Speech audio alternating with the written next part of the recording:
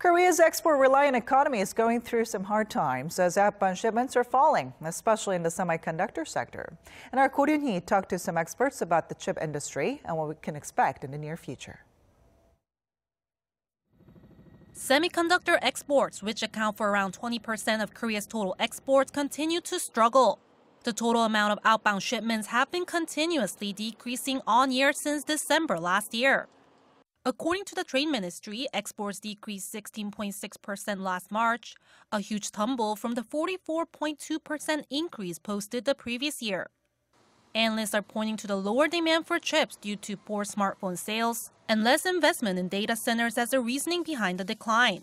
Data from China's government-affiliated research institute shows that smartphone shipments to China in February fell to their lowest in 6 years as consumers held off on making purchases amid a slowing economy.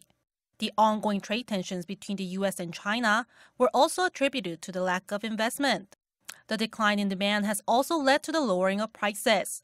For instance, the average selling price of one particular type of DRAM chip has been on a continuous decline since the third quarter of last year. So when will this downturn start to recover? An expert in the field says chip sales are likely to pick up in the second half of this year. I expect that the situation will be better in the second half of 2019, but we should be aware of some variables in the future. These include the negotiating process between Washington and Beijing and the development of 5G-related industries. These businesses require storage for a large amount of data, which will lead to an increase in demand of memory chips.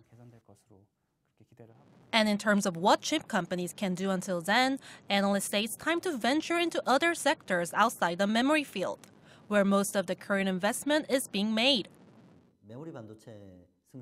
Let's take a look at the example of Samsung Electronics. Due to the company's huge success in memory semiconductors, it has not invested a lot in other types, such as system on chips.